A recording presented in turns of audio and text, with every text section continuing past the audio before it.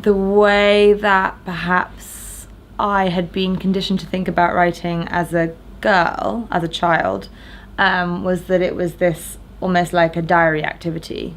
that it was about,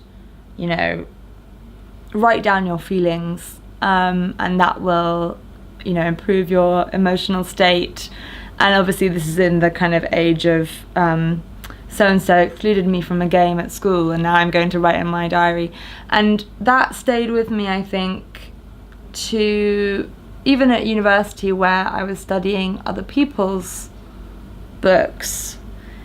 But there was this sort of difference between the idea of like writing critically and writing for yourself, and that somehow for yourself means that it's indulgent in some way. And so I think I started to very much think of it as only a luxury. And obviously alongside that is that the publishing industry is obviously dominated by quite privileged people at the moment. And so the idea that you're only lucky to write, I think actually does quite a lot of harm, in the sense of people thinking, well, I have to have something really important to people beyond myself. I have to have a reason to write that basically is the equivalent of doing, charity work, basically, to make me feel like I'm doing something useful for society. And I just suddenly realized that if I applied that principle to any of the books that I actually enjoy reading, very few of them were written in that way. A lot of them were literally written from a place of, often kind of chaotic, this is my messy life, this is me sharing it with you, I'm not assuming anyone is going to be saved by this, but I just thought it was important for me to get it down on paper. And so I sort of felt like once you take the sort of crusader element out of it, like it's this wonderful kind of life-affirming career, and you look at what it actually does for you, often once you've written something, all you want to do is take it back and sort of almost wish you could unwrite it, or certainly that the kind of the life that goes alongside writing you have to be constantly positive about because you're so lucky, but actually a lot of what it really involves is something we wouldn't want to inflict on the people that we love. It's this kind of solitary, often quite financially insecure, sort of feeling of detachment, and I think that people can make too much of how great it is. I mean, if you look at the latest Booker Prize winner, she obviously wrote that whilst taking food stamps and getting a whole lot of help, and obviously the Booker will help her to even out some of her debts. It will help her to become solvent. So I don't think we really need to sort of evangelize writing too much. If you use the word anxiety not in its kind of more clinical sense, and you just think about when you're watching a report on the news and you feel a little anxious based on what's going on, that is something that feels like it mainly resides in your head. But I think when anxiety gets out of control, it's much more like you feel when you think you're being followed on the street at night,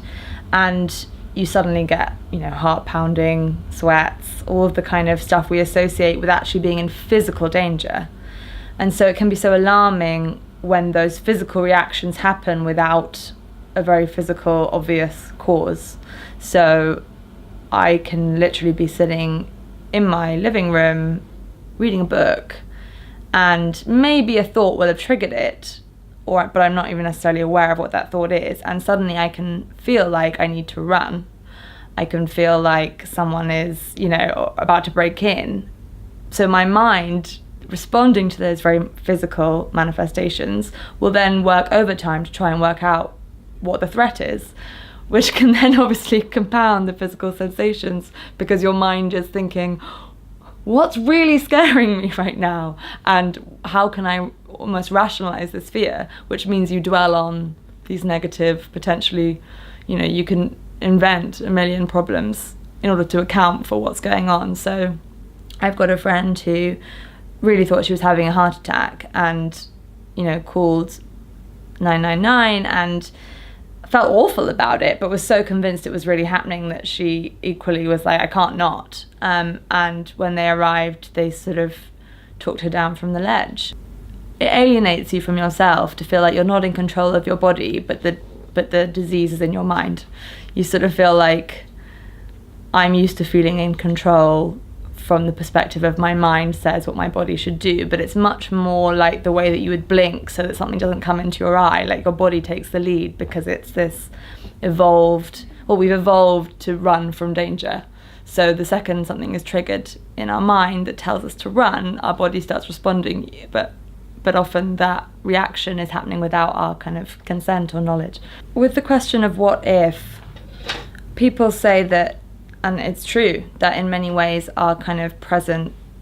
historical moment is actually, doing pretty well, in the sense that there are way fewer wars and way fewer people dying in them, and there's way less disease, and we've come up with vaccinations, and we've come up with problematic, but nonetheless, like, we've improved on certain systems. And so in theory we should all be a lot more, I suppose, satisfied and happy with our lot than maybe some of us in the sort of Western world seem to be. So I think in a state where in theory everything is okay, what I often feel like, for me personally, is that that's when anxiety is most apt to strike, is when everything seems like it's okay, because then you have a lot to lose. Whereas if you think about, let's say, the kind of Maslow hierarchy of needs, when you get further to the top, that's when things like depression and anxiety start to creep in, because you're no longer focused on your immediate survival, and you have time to worry about what might occur if you were to lose certain, privileges, I suppose, or sort of aspects of the existence you've come to rely on. So I think more and more people are asking what if, because we are constantly bombarded with these threats, which for some people are very real and very immediate, but for other people are perhaps not so immediate, but they still spread in the same kind of contagious way. Like, even though watching, for example, the Senate hearings with Kavanaugh, I don't live in America, the Supreme Court justice there doesn't necessarily have a very direct impact on my life, although arguably, those sort of things have huge ramifications in terms of what becomes acceptable elsewhere. But a friend said, why are you so hysterical about what's going on in American politics? And I suppose that's where the kind of what if question came in. One is, obviously, to me it's not so much politics, but humanity, full stop. But when we have more and more ways of seeing what's going on in other people's lives, and, by watching the news or by sort of all the proliferating images on social media, the possibility to identify with other people's suffering, plus the sense that we have, maybe not got it so bad right now, but that we could easily be them, I think, it works both ways. Obviously there can be negative aspects of that, but someone can feel very threatened that they're going to lose their job, but actually that fear is what an immigrant is going to take from them by coming into their country is very much not their actual job. But feeling like that threat could happen to someone else, or has been seen to happen to someone else, suddenly it becomes their own issue in a way that I think before the kind of extreme voyeurism, if you like, that social media has enabled, and 24-hour live news, we didn't quite have that ability to see ourselves and other people's suffering. So I suppose framing the essay in the company of these women who made me feel like what I was experiencing, whilst individual, was also to me it felt like I find comfort in seeing that other people experience the same as me, just as I also feel like it's important for everyone who has anxiety to be able to think about it in the very specific terms that are, particular to them. But for me, I felt like, I had more of a right to speak if I could point to these other women who also felt the same thing, because then I felt like what I'm talking about here is going to be more accessible. So that was like the first almost permission to write. And then I think the fact that I had already begun to think about those women as sort of companions, even though obviously not all of them are alive, and not all of them are obviously writing now, I suppose felt like what for me writing is about is connecting to people who you would otherwise have maybe nothing in common with. And so if you think about the way that anxiety works in writing, and specifically for anxiety in women's writing, it's about thinking, I am so in this particular moment alone and estranged from what is this common shared reality that I normally have access to in my everyday life. That kind of fear can be so isolating, and feeling like you don't feel particularly sane in that moment can be sort of so disorienting that it threatens you with more anxiety. And I think that being able to hold on to, like, rafts, these other women who felt the same thing, was not just comforting, but also it made me feel confident in a sort of more systematic way that anxiety works, in the sense that it's not just a mental illness but a social one too, and one that has historically and still had sort of, I suppose, greater consequences for women, even if women don't experience it necessarily more, although the data shows that, and again, it may be because women are more prompt in coming forward or seeking help, but that it is something that overwhelmingly has more personal consequences for women, in the sense that they will be dismissed as hysterical, or they will be sort of dismissed as unfit to, you know, even Sheryl Sandberg, who I personally don't think I have anything in common with, just the fact that she was like, it's okay to cry in the office. That idea that you can be a very sane person and still have moments where emotions or fear can take you over, I think is better than in perhaps a more patriarchal way, implying that rationality can only ever be taken seriously if it's completely divorced from an emotional side of your personality. Because obviously at the moment, especially in politics, it's quite worrying how much emotions have taken over from facts, and this sort of, I mean, I personally feel like the way to combat that is not to say that emotions have no place in the debate, but to acknowledge that we very much are driven by them, and that's a fact. And so I think that seeing humans as these fallible, more rounded creatures who have both feminine but also masculine elements to the way that they form opinions and the way that they write is a kind of more truthful way of looking at something, as opposed to the way that men are often sort of seen to write, maybe about an emotional scenario in their personal life, but that is actually saying very big, important things about history and world politics, and that's therefore can be condoned as ultimately being quite a rational thing to do. I'm indebted to, well, again, it's one of those funny situations where I had this feeling like, if I'm a very I hate dogma, whether it's, you know, religion or even politics. I hate the feeling like if you subscribe to a set of views that you therefore can't also find kind of nuance in or goodness in something that you find problematic. So having written Sympathy, which is my first novel, and being expected to constantly sort of decry the idea of the surveillance state, I sort of almost felt like it would be an interesting thing to do, to push away from that and to try and find ways in which that word isn't so negative. So that was the kind of first impulse. And then I came across in Elena Ferrante's essays and sort of fragments of journalism and interviews, the way that she talks about surveillance as having previously been a kind of very male-inflected word that was sort of taken over in a way by the police and obviously kind of government forces, but actually doesn't necessarily have to mean that. And the idea of vigilance, if we use the word vigilance instead, automatically to me it also has a more feminine sound to it than surveillance. I think of women holding vigils, or I think of women having to be vigilant on the street at night, and actually the common element, I guess, is watchfulness. One implies that you're more perhaps afraid of something or paying attention to something, and the other one is a more dominant, controlling sound. But I started to think about the ways that actually, in sort of criticising the idea of surveillance, on social media and in politics via that first novel, I was sort of being a little bit hypocritical, because obviously what I think of my writing is very much surveillance. I sit in a cafe and I watch people and then I write about it. And perhaps, the idea of exposure, a lot of white writers do get in trouble for having maybe not masked the reality enough, but I realised that I am absolutely a practicer of surveillance. And so I started to think about the ways in which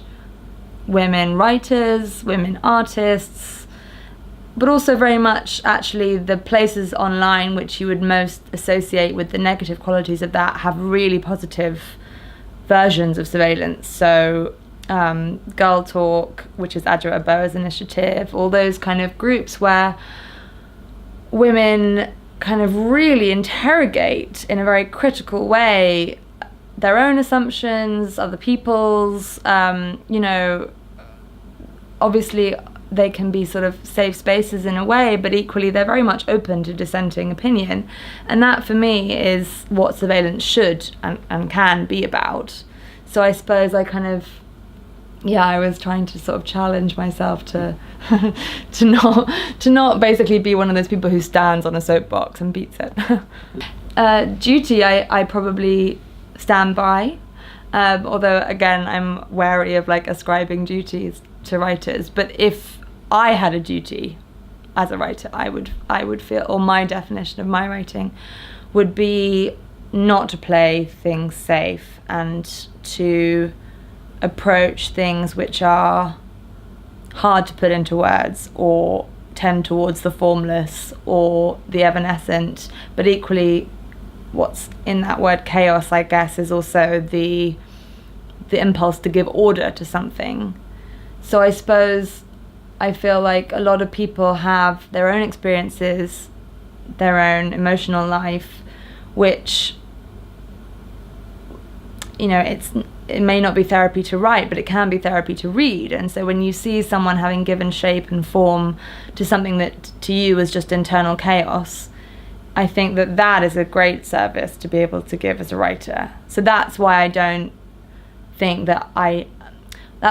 see writing as self-indulgent in that way, because even if what you think you're doing is merely giving form to your own personal chaos, it's sort of almost guaranteed, because we're not that various often, that someone else will have that same experience. So there are writers who express similar ideas. So Deborah Levy is one who talks about that, and often those writers are ones who've had a kind of real about turn, perhaps, having had something really personally chaotic happen to them, whether that's a divorce or a death or something that's really made them reevaluate. And I even think that with my first novel, it could have been better if I'd cared less about being very sort of neat and ordered, and if I had sort of maybe felt freer to not resolve everything as neatly. The reasons behind someone perhaps voting Conservative coming from a kind of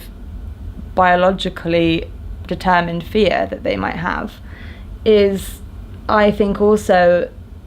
where,